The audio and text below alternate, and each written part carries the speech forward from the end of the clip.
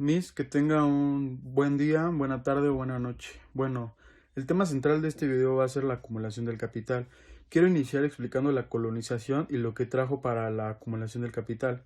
Bueno, en principio se habla de una colonia inglesa, de las colonias inglesas de antes, donde el capital era, pues ya estaba estructurado como tal, como lo podríamos conocer, a lo mejor de una manera más antigua, pero ya estaba estructurado de alguna manera.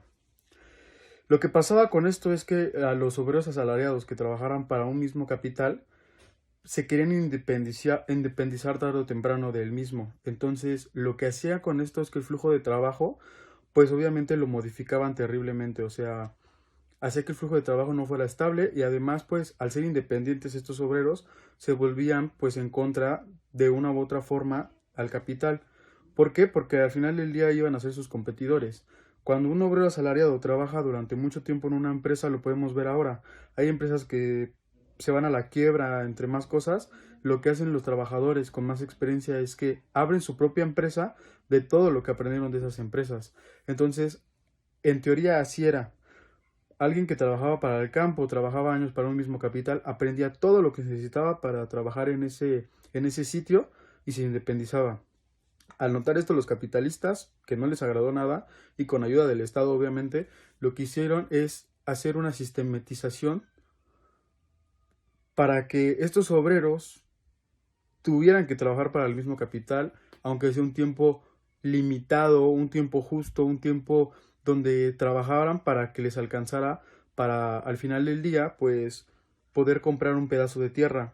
El libro dice que si la tierra fuera para todos y de todos, pues todos podrían apropiársela, o sea, que la tierra fuera para el pueblo, todos podrían apropiársela y trabajarla ellos mismos. Pero al ser la tierra para todos, eso no evitaría que los siguientes que vinieran al pueblo, pues pudieran disponer un pedazo de tierra. Lo que pasa es que ponen un precio justo. Este precio justo que los capitalistas ponen con ayuda del Estado y que fue una ayuda legislativa que hizo Inglaterra en ese tiempo, pues es poner un precio justo a la tierra, a un pedazo de tierra, para que el obrero tuviera que trabajar a fuerzas. Pero este precio justo iba a hacer que el obrero, al darse cuenta de que el precio era muy elevado, no pudiera pagarlo en vida, o sea, tendría que trabajar excesivamente para poder comprar un pedazo de tierra. Esto provocó muchas cosas, que el obrero se diera cuenta de que tenía que trabajar para algún día tener la esperanza, con mucha abstinencia, con mucho trabajo, de poder comprar un pedazo de tierra. Lo que trajo esto fue que el obrero se diera cuenta de que tenía que trabajar y que tenía que permanecer ahí antes de que otro obrero llegara a quitarle su lugar. Porque recordemos que en esto ya se está manejando un pedazo de la superpoblación. Al final del capítulo nos dice algo muy clave, porque también ahí nos infringe algo muy clave, que la propiedad privada del trabajador y la expropiación del trabajador va a ser algo que la acumulación del capital siempre intente acabar, siempre intente destruir. Por eso nos damos cuenta de que en la acumulación del capital vamos a tener una pauperización gigante. Y esto también nos lo dice el capítulo 25, que dice que sí, los medios de vida para un caballo de trabajo iban a ser muchísimo mejores que los medios de vida para un obrero. ¿Por qué? Porque la misma naturaleza de la pobreza hace que la clase capitalista se mantenga donde está, o sea, arriba. Pasando a otra cosa, voy a explicar cómo surge la acumulación. La acumulación surge en respectivas formas de tres formas. Número uno, va a ser una acumulación por abstinencia que tuvo ya de generaciones atrás el capitalista y ya pudo invertir gracias a que ya el nivel económico que tiene puede ser que sea amplio. Ahora, esto también nos dice que fue por una época feudal. Antes de la época del capitalismo, estábamos hablando de que existía la época feudal. La época feudal, ¿qué era? Era un gremio, todos trabajaban para un mismo señor feudal, trabajaban para él, el señor feudal no hacía nada, solo les brindaba protección y un pedazo de tierra para el cual trabajar, porque todo eso era del señor feudal. Entonces, los feudos, los siervos, lo que hacían era trabajar para él y si cosechaban, no sé, 3 pencas de maíz, le tenían que dar a fuerzas 2 al señor feudal y quedarse con lo justo para sobrevivir ellos. Entonces, al destruirse la época feudal, los feudos, los señores feudales, eran los que tenían el poder económico. Entonces, al progresar en una época capitalista, los primeros que invierten, los primeros que hacen, pues son los señores feudales, ya que pues de por sí ya tenían un número de siervos trabajando para ellos, obviamente todo eso iba a ser más fácil para ellos. La tercera razón por la cual surge la acumulación originaria o el capital originario es un suceso histórico. Y esto lo ligo fundamentalmente a las colonias, porque lo que pasa aquí es que el suceso histórico puede ser la época feudal, la colonización, por decirlo de alguna forma, o simplemente algún suceso histórico pues brutal, ¿no? Bien lo hemos visto antes, por ejemplo, los vikingos en la época antigua lo hacían, ellos iban a países o reinos muy ricos, lo que hacían era llegar, quitarles todo, sin decirles nada de nada, y pues llevárselo a sus tierras, apropiárselo ellos mismos. Entonces, esto también pasaba en la historia. Había gente demasiado rica que quería ser más rica y le quitaba a la gente a los pobres. Y esto lo podemos ver con las tierras, por ejemplo, de Tulum. Las tierras de Tulum legislativamente pertenecían de dos partes. Si tú querías comprar una tierra en Tulum, tenías que ver al ejidatario, que era la persona ya encargada por años de la tierra, y también tenías que pagarlo jurídicamente. ¿Por qué? Bueno, los ejidatarios son gente que la tierra es de quien la trabaja, por decirlo de alguna forma vaga, y entonces estos muchachos, al ser dueños de esa tierra durante mucho tiempo, pues también tienes que comprarles esa tierra. Entonces, en la época capitalista o en los inicios del capital originario, pues eso hacían. Tú te apropiabas de algo, tú eres muy rico, tenías muchos contactos, ibas a algún lugar, te gustaba algún terreno y les decías, ¿sabes qué? Llégale, esto es mío, hazle como quieras. De esos capitales originarios, pues van a surgir los primeros ingresos para que un capitalista pueda ser capitalista. No olvidemos, que esto es muy importante, que un capitalista puede tener dinero, puede tener medios de producción, puede tener medios de vida, puede tener de todo, pero si no tiene la fuerza salarial trabajando para él, no puede denominarse un verdadero capitalista. Ahora, ¿la acumulación qué significa? La acumulación es una reproducción. Siempre hay que dividir atesorar con acumular. Atesorar es guardar dinero, quitarlo de la circulación. A lo mejor sí puedes atesorar una cantidad enorme de dinero, pero esa capacidad de atesorar tu dinero tarde o temprano se va a agotar porque no lo estás reproduciendo, no lo estás circulando. Entonces, al atesorar también involucras que no hay fuerza de trabajo de por medio. El atesorar significa guardarlo, significa quitarlo de la circulación, como bien he estado explicando.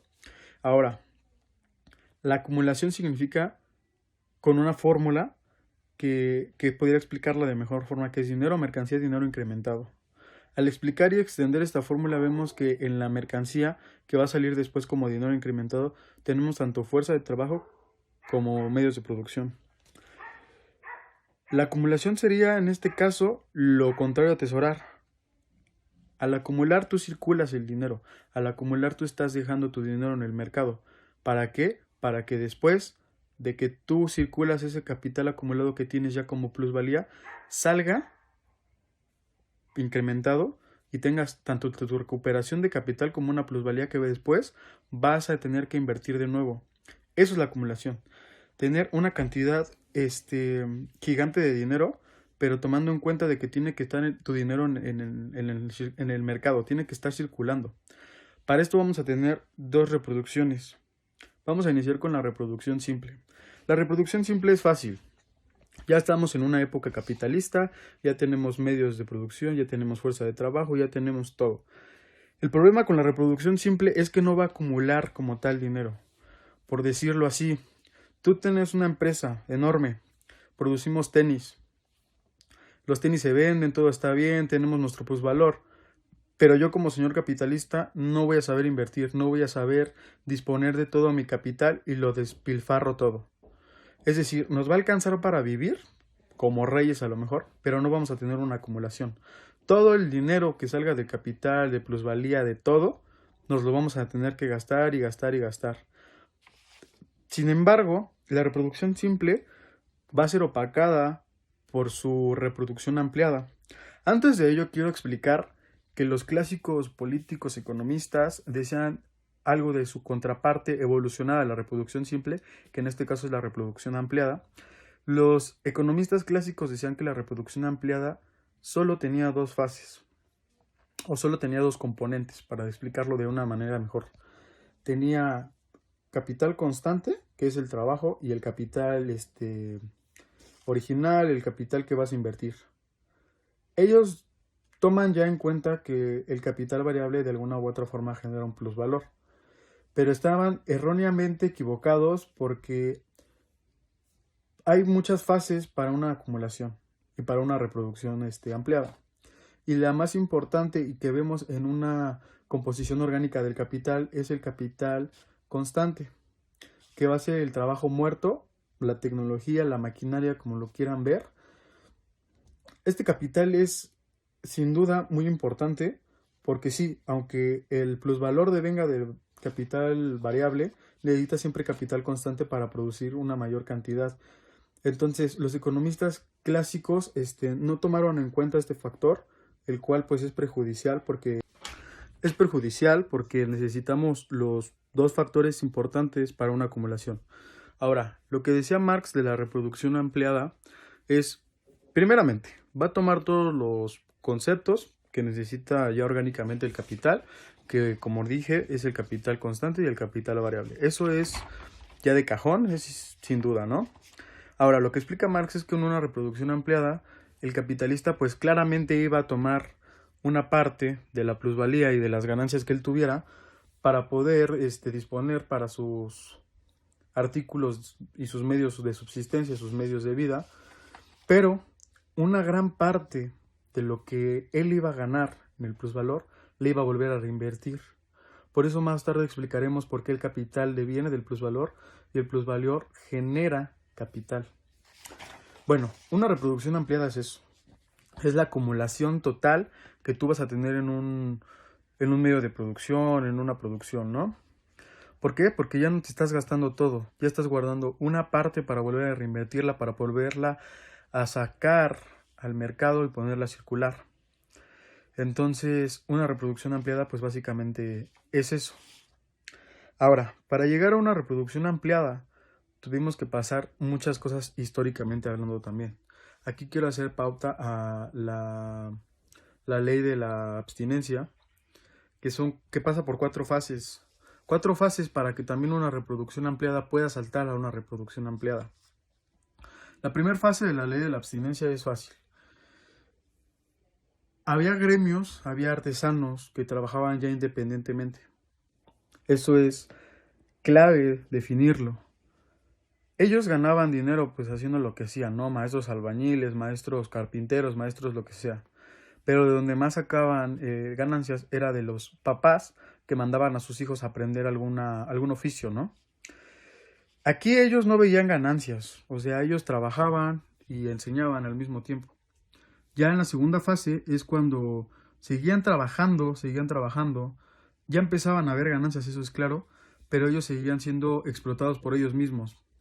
La tercera fase ya empieza a haber lujos y los primeros lujos fueron como bebidas extravagantes y las casas de los capitalistas pues ya no iban a ser de madera, ya no iban a ser como los de las demás personas. Y las casas ya empezaron a ser de piedra, empezaron a invertir en ellos, ¿no? Esto se debe a que los jinetes de esa época pues adelantaban los negocios. Los negocios ya estaban un poquito más controlados, ya estaban un poquito más expandidos y esto ayudaba pues también a la reproducción del dinero. En la cuarta fase, y es donde nos quedamos con la reproducción simple, y esto hace que pensemos por qué la reproducción simple también se transformó históricamente en una reproducción ampliada, es porque en la cuarta fase los derroches de la clase capitalista eran demasiados. ¿Por qué? Porque la expansión de los negocios, la expansión de la producción, pues ya iba a ser más ampliada. Y ellos al ver muchísimo dinero, pues iban a querer disponerlo en su mayoría, ¿no? Entonces, la reproducción ampliada tiene que ser forzosamente reproducida a una reproducción simple. ¿Por qué? Porque el dinero que tú produzcas, aunque tengas una industria de lo que sea, en algún momento se te va a acabar y cuando no tengas un capital grande para reinvertirlo, pues todo lo que produjiste se va a ir a la ruina. Por eso los capitalistas forzosamente vieron el paso para seguir produciendo, para seguir trabajando y para seguir acumulando más riquezas. Esta teoría de la abstinencia nos sirve básicamente para entenderlo históricamente cómo el capitalista se encontraba desde una manera de abstinencia total, ganando y sobreviviendo lo que es al día, hasta poder tener muchos lujos. Pero ellos también entienden, los capitalistas de verdad entienden, que por más dinero que tú tengas, vas a necesitar invertirlo de manera expandida. Y eso lo veo muy claro yo con Mercedes-Benz. El director general de Mercedes-Benz en una conferencia dijo que si él ganaba 5 euros por algún coche, viéndolo de una manera diminuta obviamente, él iba a invertir 3 y se iba a quedar 2. Esto dice que 3 euros es más de la mitad de lo que puede ganar. Pero él explicó, y eso también lo explica Marx en vista de los capitalistas, de que a los capitalistas les conviene más invertir, porque entre tú más inviertas el plusvalor que se te genera, la acumulación va a ser más rápida, va a ser mayor y vas a tener mejores, pues, ganancias. Ahora, ¿por qué el capital deviene del plusvalor y el plusvalor genera capital? Bueno, ya tomando en cuenta todo lo de nuestra acumulación originaria, tomando en cuenta de que ya tenemos un gran botín para invertirlo, pues este botín, como ya bien mencioné, necesita 2 factores claves: el capital constante y el capital variable. El capital variable es el encargado de generar plusvalor gracias a la explotación de nuestra parte hacia nuestros obreros. Entonces, lo que pasa aquí es que cuando tú inviertes un capital muy grande, vas a tener una plusvalía. Aquí supongamos que tenemos un capital de 50,000 pesos y tenemos una plusvalía de 8,000. Esa plusvalía la vamos a reinvertir, no tomando en cuenta el capital. La plusvalía se convierte en un capital de 8,000 pesos y ese capital va a producir de nueva forma plusvalía. Supongamos que de 8,000 vamos a tener una plusvalía de 2,000 pesos. Y esa plusvalía la volvemos a reinvertir, la volvemos a estirar. Tenemos un capital de 2,000 y no sé, sale una plusvalía de 200 pesos. Y así, conforme pase este tiempo, lo que va a producir va a ser eso, básicamente. Por eso se dice que el capital genera plusvalía y de la plusvalía genera capital. Tú vas a tener que reinvertirlo y eso lo podemos ver en un ejercicio facilísimamente, que entre más estiramos la plusvalía y más estiramos el capital, la acumulación va a ser más grande. Porque aquí estamos tomando en el ejemplo simplemente lo que podemos invertir con la plusvalía. Pero ahora imaginemos que no solo invertimos la plusvalía, sino también capital. Las ganancias van a ser en corto plazo o a largo plazo extraordinarias. Ahora, el cuarto factor o el factor siguiente a decir va a ser los 4 factores que hacen que el capital aumente. Esto es muy fácil de explicar y de entender. Número 1, y que es necesario, como ya mencioné, para ser un verdadero capitalista necesitas a un obrero asalariado. En este caso vas a necesitar explotar a un obrero, vas a necesitar quitarle el plusvalor y para esto necesitas un grado de explotación.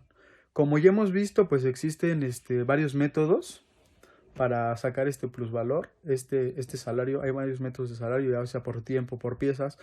Y pues el capitalista va a elegir en determinado país, en determinado momento o en determinada rama industrial lo que más le compete. Suponiendo que tenemos un salario por piezas, donde sabemos que es lo que más le conviene al capitalista, pues ahí tenemos un grado de explotación magnífico. Tenemos que recordar también para explicar esto que el trabajo se divide en 2 partes: tiempo de trabajo necesario y tiempo de trabajo excedente. El tiempo de trabajo excedente, como recordamos, es el tiempo de trabajo que no se ve, es el tiempo de trabajo no remunerado y es el tiempo que se apropia el capitalista. Entonces, explicando esto, tenemos que el grado de explotación de trabajo, o sea, entre más grande sea tu tiempo de trabajo excedente, más plusvalor tenemos. Y entre más plusvalía tenemos, el capital va a generar más capital y esto va a agrandar la acumulación del capital. Ahora bien, también el capital constante va a ser fundamental en esos factores, porque obviamente para ganar, tener ganancias extraordinarias en cuestiones de tecnología de punta va a ser fundamental para una acumulación. Por decirlo así, nosotros tenemos mucho capital variable. pero tenemos un grado de tecnología diminuto. Eso significa que no podemos competir con alguien que tenga un capital constante mayor al de nosotros, porque aunque nuestro capital variable sea superior al de ellos, no vamos a producir lo mismo. No podemos producir lo mismo. Ahora, la acumulación, y como factor de la acumulación, también deviene el ingreso o el capital primario, que va a ser el que vamos a desglosar, ¿no? Entre tú tengas, por ejemplo, no es lo mismo que tu primera inversión sea de 50,000 pesos a que sea de 200,000, o a que sea de 1,000,000, o a que sea de 1,000,000,000. Entonces, esto nos dice que entre la inversión primaria sea más grande, obviamente nuestra ganancia va a ser mayor, va a ser extraordinaria. Entonces, tomando en cuenta todas estas claves, pues vamos a tener los factores para la acumulación. Quiero hacer un paréntesis en el grado de explotación con la fuerza de trabajo, porque las dos son muy importantes para la acumulación. Como dije, el tiempo de trabajo excedente y el tiempo de trabajo necesario van a ser las divisiones del trabajo como tal. Pero recordemos que como nosotros como capitalistas, también el trabajo que se ha visto, pues va a ser importante. ¿Por qué? Porque el trabajo también le agrega de alguna u otra forma un valor a nuestra mercancía.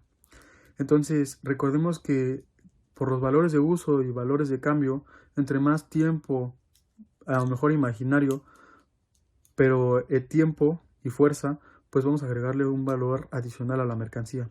Entonces eso también es importante tomarlo en cuenta para tener una acumulación pues mayor, ¿no? Ahora quiero pasar a hablar de lo que he estado hablando a lo largo del video, que es la composición orgánica del capital. Y que esto es muy, muy importante para entender lo que he venido hablando. La composición orgánica del capital se va a dividir en dos. Y esto es una fórmula principal o primaria que teníamos, que es capital variable entre capital constante. El capital constante siempre se va a dividir entre el capital variable. ¿Por qué? Porque los dos son elementos muy importantes, como ya dije, para la producción. El problema es que con esto no podemos entender de una manera muy significativa la composición como tal. Por lo tal existe otra fórmula que es capital constante entre capital variable más plusvalor. ¿Por qué se agrega el plusvalor? Bueno, nosotros ya sabemos que el capital variable produce plusvalor. Pero para entenderlo de una manera más clave, Marx lo que hace es diferenciarlos, es lo que hace es separarlos. Porque él lo que hace para que no nos confundamos es que el capital variable ya genera, como dije, pues un ingreso. La fuerza de trabajo ya genera un ingreso. Y el plusvalor ya genera otro ingreso para el capitalista. Entonces, esto en la segunda fórmula, que como repito es capital constante entre capital variable más plusvalor, lo que hace es diferenciarlos. Lo que hace es que uno esté bien diferenciado del otro para que no haya complicación a la hora de explicar esto. Ahora, también funciona de una forma técnica la composición orgánica del capital. ¿Por qué de una forma técnica? Bueno, aquí quiero explicarlo porque en cuanto más avanza una población, por ejemplo, en cuanto más crece una población en un país, más necesidades va a tener, más necesidades necesita, más necesidades de comida, de ropa, de diversión, de lo que sea necesita. Entonces lo que hacen los capitalistas es luego un monopolio. Cuando tú tienes el monopolio de una tecnología, como lo hizo Henry Ford con sus industrias en serie de carros y de ensamblajes de carros en serie, lo que haces es revolucionar al mercado. Y mientras nadie tenga esa tecnología que tú tienes, tú siempre vas a liderar. Entonces, lo que pasa aquí es que el capitalismo ayuda mucho en ese enfoque también a la innovación tecnológica. La mayoría de innovaciones tecnológicas se desarrollaron en la Primera Guerra Mundial y Segunda Guerra Mundial. La mayoría de tecnología que hoy tenemos proviene de esa época, en especial de la Guerra Fría, cuando Estados Unidos y Rusia se estaban enfrentando por bien quién dominaba estructural y económicamente al mundo. Esa tecnología nos sirve de mucho porque, por ejemplo, los motores de los aviones de antes, los aviones de guerra, sirvieron para experimentar principalmente cómo iba a ser un avión comercial. Y eso lo pudimos ver hace poco con lo del lanzamiento del cohete del SpaceX, si no mal recuerdo. Y es que hace, ¿qué le gusta? Unos 200 años, creían imposible prácticamente que una persona que viva en América pudiera estar en China. Entonces, lo que se hizo ahorita es algo grandioso, porque en pocos años, a lo mejor otros 200, el viajar a la luna puede ser algo posible, algo de la vida diaria. Entonces, esta tecnología, este capital constante, es importante diferenciarlo del capital variable. Y por eso, en la composición técnica, que va a ayudar a explicar más adelante la composición orgánica a perfección, hace que diferenciemos que entre más crece la producción, a lo mejor no vamos a tener la misma fluctuación o conglomeración de capitales en una industria. Entre más crecen las necesidades del pueblo, el capitalista siempre va a velar por generar más dinero. Entonces, una máquina, pues a una máquina tú la compras y no le pagas. Tienes que aprovechar obviamente todo, porque recordemos que las máquinas tienen algo llamado depreciación moral. La depreciación moral, tengo que recordarles que es más que nada el tiempo en que se deprecia. Por ejemplo, tienes un iPhone X y en un año tú sabes que sale el iPhone 11 Pro. Entonces lo que vas a hacer tú como capitalista de una manera muy vaga es aprovechar todo lo que el iPhone X te tenga, aprovechar y aprovechar hasta que este iPhone se devalúe y tengas que comprar otro, ¿no? Entonces esa básicamente es la depreciación moral, el tiempo en que se deprecia una máquina, el tiempo en que se deprecia la capacidad, porque también recordemos que tenemos que hacerles pues revisiones, limpiezas, toda esta parte técnica. Pero esto va a ser por un corto, o sea, tu inversión en un capital constante va a ser de un jalón, pero de ahí ya no vas a tener ese costo fijo, como si lo es un capital variable. Entonces, entre más crece una población, más necesidades tiene, como ya dije, y pues vas a necesitar una mayor capacidad tecnológica. Por ejemplo, Sabritas no puede competir con la señora que vende papas en la esquina, porque ella ya tiene unas máquinas impresionantes que le generan, no sé, 1 millón de papas en 5 minutos, y la señora pues no va a tener esa tecnología. ¿Por qué? Sabritas, evidentemente, hace la producción para todo un país. O sea, ya en México simplemente ves Sabritas por todas partes, y la señora de la esquina va a producir, no sé, a lo mejor para una escuela, para algo más corto, ¿no? Entonces, cuanto más crecen las necesidades del mundo, más capital constante tú necesitas. Por eso se dice bien que en la composición orgánica necesitamos evidentemente capital constante y capital variable, pero no siempre van a requerir ser del mismo nivel. Al no ser del mismo nivel, ya empezamos a ver lo que tú creas como capitalista, una superpoblación. La superpoblación va a tener dos ramas muy grandes, la del ejército industrial de reserva y el ejército activo. Esto es muy importante explicarlo, pero antes de ello vamos a explicar la concentración, centralización, por qué esto induce al monopolio y pues las dos cosas claves para que esto suceda. Bueno, la concentración de un capital básicamente es solo un capital acumulado de cualquier industria, de cualquier rama. Tu capital, por ejemplo, yo soy capitalista, tengo mi capital y lo concentro. Esa es la concentración. Pero la centralización es la concentración de varios capitales de una industria o varias. La centralización es necesaria ya en un modo capitalista ya más revolucionado. ¿Por qué? Porque necesitamos muchas cosas. Número 1. La centralización induce a la competencia y la competencia induce a que las empresas mejoren, induce a que los grandes capitales pues luchen entre ellos para ver quién es el mejor. Entonces, como ya dije, la competencia dentro del capital hace maravillas para la humanidad. Ya lo expliqué con lo de la Segunda y la Primera Guerra Mundial y toda la tecnología que nos han traído a las innovaciones actuales, ¿no? Entonces, tú como capitalista siempre vas a querer la tecnología de punta y para eso necesitas estar en un capital extremadamente grande. Tú como capital mediano, como capital chico, jamás vas a disponer de una tecnología de otro nivel, de otra punta. Entonces, la centralización ayuda a impulsar esta competencia y la misma competencia induce a que la competencia en el mercado sea mejor, a que a lo mejor los servicios, a lo mejor la comida sea mejor, más rápida y más saludable. Eso lo vemos, y esto sí quiero hacer un paréntesis, en la competencia que tiene, no sé, Android con Apple. Apple saca un teléfono super cañón y Android saca otro teléfono super cañón. Y los dos se tiran, se tiran, se tiran, se tiran. ¿Y esto qué produce? Que al final el cliente que ya se disponga a comprar cualquiera de las dos marcas, que son capitales muy grandes, pues pueda disponer de una mejor tecnología.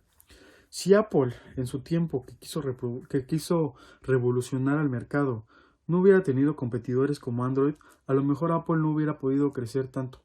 Y si Android, como una meta, que en este caso era Apple, que declinó a BlackBerry, porque recordemos, todo es competencia. iPhone declinó a BlackBerry y lo que fue es que ahorita hay dos grandes, Apple y Android. Entonces, esta misma competencia y esta misma centralización de capitales enormes hace que la misma tecnología avance y hace que de alguna manera u otra podamos poseer mejores cosas. Bueno, ya teniendo esto de la competencia que genera la centralización del capital, pues tenemos en cuenta otras cosas. Un monopolio. El libro nos dice que la centralización va a generar un monopolio y esto lo vemos claramente en el mercado.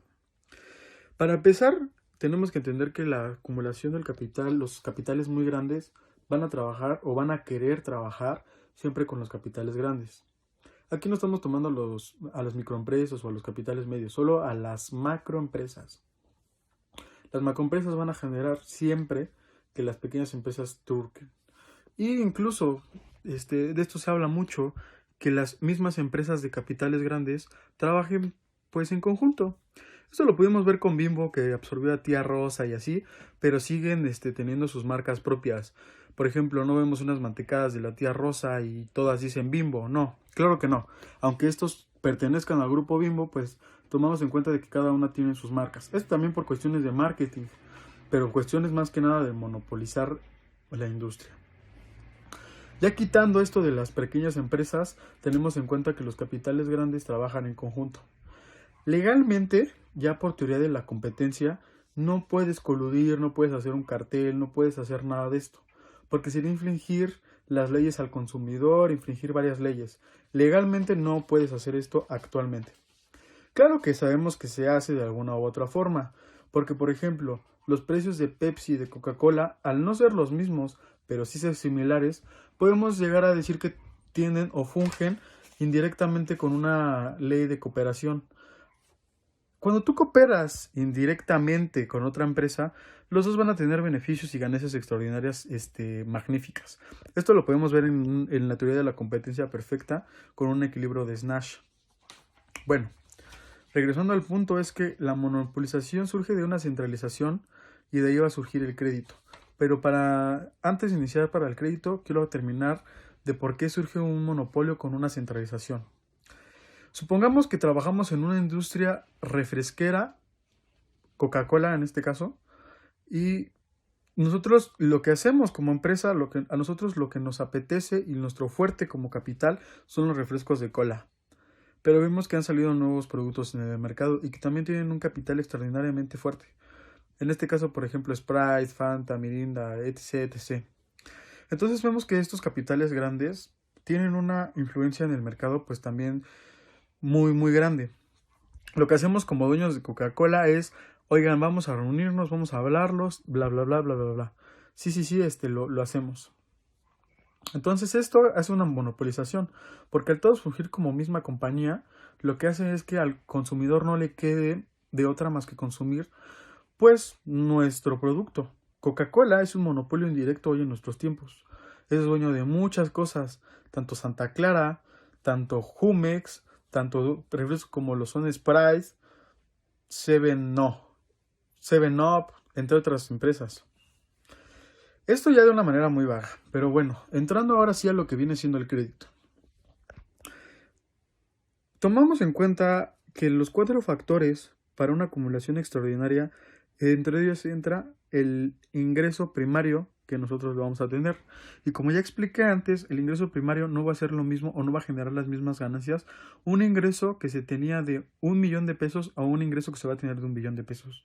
Las macroempresas generan y hacen ingresos extraordinariamente grandes. Son ingresos inimaginables, son cosas enormes. Pero todo ese dinero no siempre lo vamos a tener en nuestras manos. Tú como director de Coca-Cola o de etc cosas, siempre vas a tener, de alguna u otra forma, que pedir dinero. ¿Por qué? Tú como nación, esto en una manera ya macroeconómicamente hablando, como nación México tiene dinero, tiene impuestos, genera cosas. El capital que tiene el gobierno para invertirlo en industria o en medios de vida o en, pues sí, en industria, es grande, pero siempre va a necesitar un impulso más. Entonces, ¿qué hace el gobierno? Pedir dinero prestado a otros países. ¿Para qué? Y esto genera una deuda externa. En una empresa y en un modo de capitalista, esto va a ser similar, pero no exactamente igual. Tú como dueño de una industria gigante, vas a necesitar aliarte con alguien más para que te apoye en fines económicos. Y esto, los fines económicos que tienen reunido el mayor número de capital, generalmente, ¿quiénes son? Los bancos. Todos los ciudadanos de un mismo país, ¿a dónde van a depositar todos sus ingresos ya firmes? Pues a un banco. Entonces, lo que hacen las empresas, y por eso hay préstamos de financiamiento, van al banco y dicen, no necesito tanto para abrir tantas cosas, te lo devuelvo en tantos días. Entonces, ¿qué hacen? Abren un crédito. El crédito ya sabemos qué es dinero prestado, puedes tener un crédito excesivo, puedes tener un límite de crédito o no puedes tener un límite en el crédito. El crédito lo que hace es que para un capitalista, a lo mejor una inversión que quiera hacer, unas nuevas compras de materiales, etc. o etc., pero que en ese momento no le alcancen para adquirirlas, ¿qué va a hacer? Pedir un crédito. Un crédito que respectivamente va a tener que pagar en algún lapso de tiempo, pero lo va a tener. Esta es una. El crédito puede ser de muchas formas y el crédito deriva también a entender a muchas cosas de una estructura capitalista. Imaginemos que yo voy a abrir una empresa y necesito más dinero, necesito crédito, necesito dinero. Entonces, ¿qué hago? Le hablo a dos de mis amigos. Oigan, ¿saben qué? Vamos a hacer una empresa, necesito más crédito, necesito más dinero. Órale, va. Entonces, aquí yo ya no soy el único propietario de la empresa. Coca-Cola no es el único propietario. Su director de Coca-Cola no es el único que dispone de todo el poder y todo el dinero y todo, no. Tiene accionistas, accionistas que igual impulsan pues básicamente las ganancias de la macro compañía. Esto podemos verlo de una manera muy, muy justa en un equipo de fútbol. Los equipos de fútbol siempre necesitan patrocinadores, porque los patrocinadores le van a proporcionar al equipo crédito, le van a proporcionar dinero al equipo. Esto no hace de que sean dueños de la empresa, pero sí pueden que sean accionistas. ¿Un accionista qué es? Un accionista va a ser de tus 100% de acciones, a lo mejor tú vas a tener el 2%, el 5%. Obviamente el que tenga más acciones, el mayor número de acciones, pues va a ser el dueño de la compañía. Va a ser el que tome las decisiones que le competen más a la compañía, va a ser el que diga más. Por ejemplo, en una junta empresarial de una compañía macro, no van a hablarle al que tenga 1% de acciones, no van a hablarle al que tenga 2%. Obviamente se van a sentar a hablar los que tengan el 40, el 50, el 30% de acciones. Ellos sí van a tomar las decisiones dentro de la compañía. Pero claro, tú como 1% pues sigues estando ahí en el número de acciones. ¿Por qué en un equipo de fútbol? Bueno, los equipos de fútbol, como ya mencioné, siempre van a necesitar patrocinios. Y la mayoría de los patrocinios en equipos grandes de fútbol lo podemos ver como lo fue hace tiempo con el aeropuerto de Ottawa Airways, que es una empresa turca de aeropuertos, que le patrocinó al Fútbol Club Barcelona 7 años de patrocinio.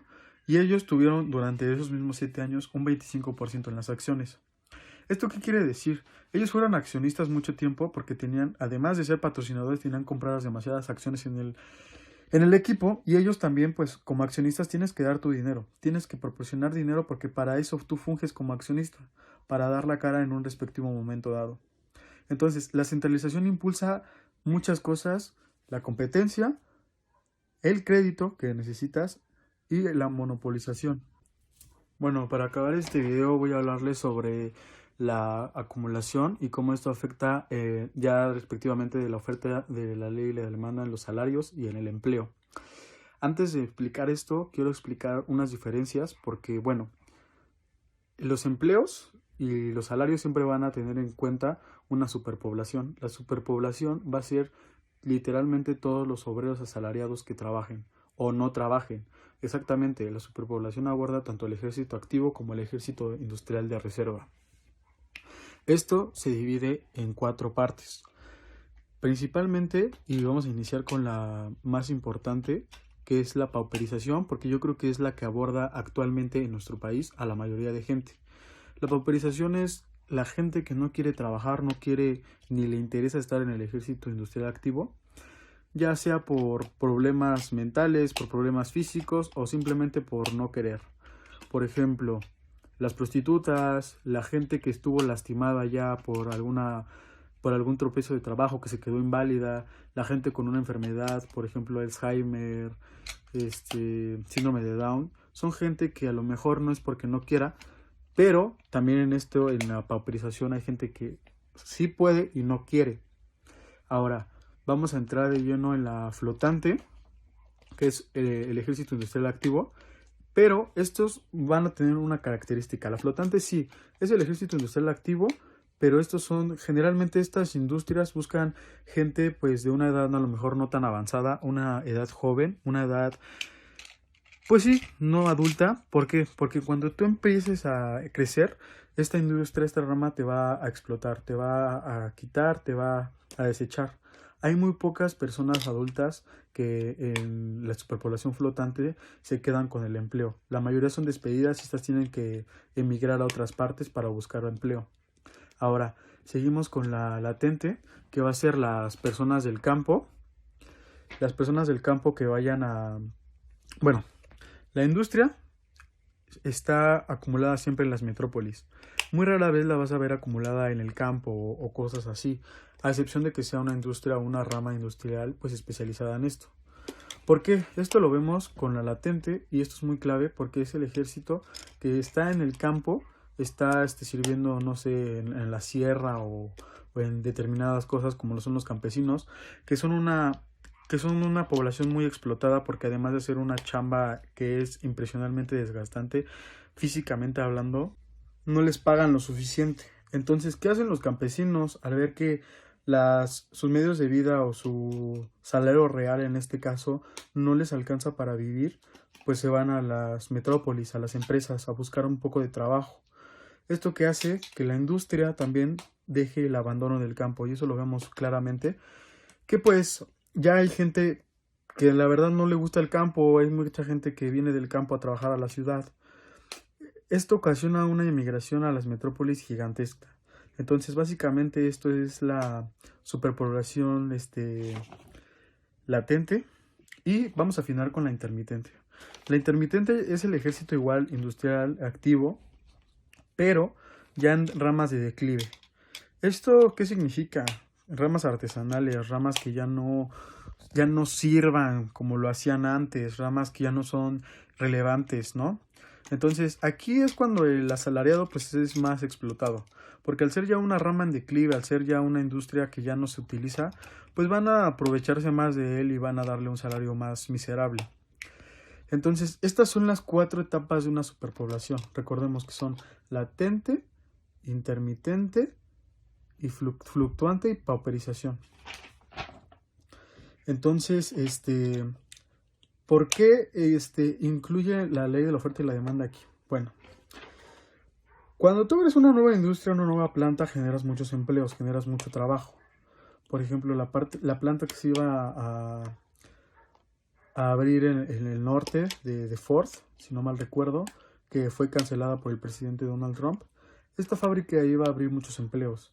Entonces tú demandas muchos empleos, por lo cual los salarios tienden a aumentar o tienden a ser no tan miserables. Pero si en el mercado normal tú buscas una chamba, un trabajo, como lo sabemos aquí que la bolsa de trabajo y la tasa de trabajo pues no es muy amplia. ¿Por qué? Porque ya hay mucho trabajo ocupado, pues va a ser muy muy difícil. Entonces, al no tener tú una demanda de trabajo, o sea, que el capitalista no tenga una demanda de trabajo, significa que la oferta pues va a disminuir. ¿Esto qué quiere decir? Que si tú buscas una chamba en una industria donde ya está todo lleno, lo más posible es que no entres o que si entras tengas un salario miserable. ¿Por qué? Porque esto es la ley de la oferta y la demanda. Se aprovecha de ti el capitalista de alguna u otra forma. Por eso se dice que la acumulación del capital siempre va ligado a los salarios, pero también a la superpoblación. Por ejemplo, se habla de Inglaterra que ellos necesitan un ejército industrial de reserva grande. ¿Por qué? Porque si tú abres, si se te enferman tus obreros, si pasa cualquier cosa, tú necesitas al ejército industrial de reserva. Al ser en ese entonces una primer potencia, obviamente la industrialización en ese tiempo para Inglaterra iba a ser grandísima. ¿Esto qué produce? Que los capitales establecidos en esa zona pues iban a buscar un ejército industrial de reserva siempre. Entonces, el ejército industrial de reserva siempre va ligado a la acumulación del capital. ¿Por qué? Porque entre más grande tú tengas un capital, tu ejército industrial de reserva y tu superpoblación va a ser muy grande. Recordemos que la superpoblación absorbe a los dos, tanto el ejército activo como el ejército inactivo.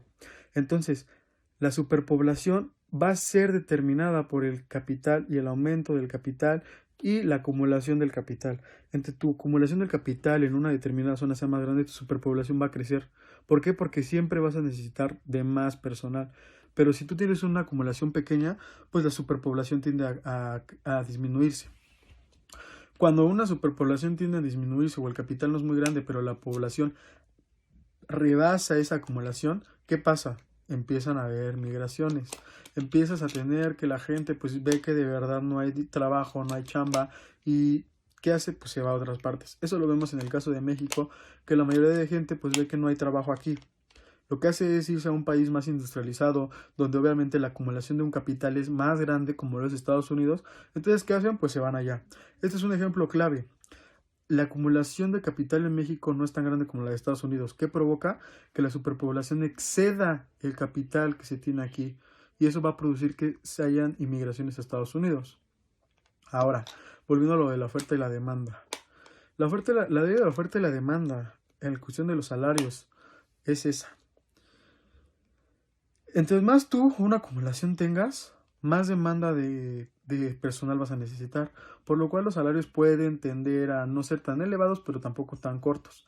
Pero si tú tienes una acumulación muy chica, muy menor, pues ¿qué vas a hacer? No vas a demandar muchos, por lo cual vas a dar salarios a por menor. ¿Y qué pasa con esto? Y esto sí quiero decirlo como explotación. Si tú trabajas en una maquila del norte del país, que sabemos ya de antemano que son muy explotados, y tú te quejas con tu jefe o tu director, tu gerente de planta, y dices, me pagan 10 pesos el día, diciéndolo rebuscadamente, y exiges, no sé, que tu trabajo, al ver que te esfuerzas demasiado, valga 12. Lo que te van a decir en la gerencia es que te están pagando 10 y hay gente formada esperando a que le paguen incluso 8 pesos. Eso hace el capital con la oferta de la ley y la demanda. Entonces, esto sucede mucho.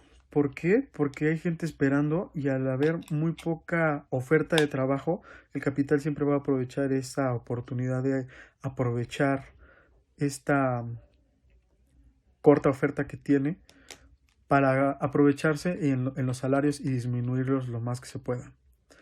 Ya entendido todo esto, de la superpoblación, de cómo afecta a los trabajos, etc., etc., pues sí quiero decir que la acumulación, los salarios y todo esto, pues va a causar una pauperización. Ya mencioné antes en el presente video que para que un sector sea rico, vas a necesitar que la mayoría sea pobre o miserable. Esto se ve en el mundo. Se supone que en el mundo solo el 1% controla la riqueza, controla las masas, controla todo. Y el 99% pertenece a clase media o a lo mejor ricos no tan ricos. Hay que hacer una diferencia entre los ricos y muy ricos también. Porque sí, siempre va a haber categorías, siempre va a haber claves. Hay capitales enormemente grandes y hay capitales grandes, pero no tan grandes. Entonces el 1% siempre va a dirigir al mundo. Esto lo quiero recalcar porque Todo esto de la acumulación, de la reproducción, de la composición orgánica, de la historia, nos deja hincapié a que el mundo solamente necesita gente élite liderando y la mayoría va a vivir en una pauperización. Por eso yo expliqué anteriormente en el ensayo, y esto quiero recalcarlo, que la acumulación pues siempre va a llevar a una pauperización, porque el capital siempre va a comprar los salarios de otras personas con los mismos salarios de otras. Es decir, que compra capital por capital. Y al igual de esto, pues siempre va a comprar muy barato y va a vender muy caro. Esto lo vemos en los salarios, como quise decir. Le van a pagar una miseria en las maquilas, por ejemplo, pero las cosas que se vendan van a ser extremadamente caras. Por ejemplo, un caso de esto es que unos Jordan Retro 1, que en el mercado mexicano cuestan alrededor de 2,500 pesos, solo cuestan entre 500 y 700 pesos a armarlos. O sea, construirlos, la caja, todo. ¿Esto qué quiere decir?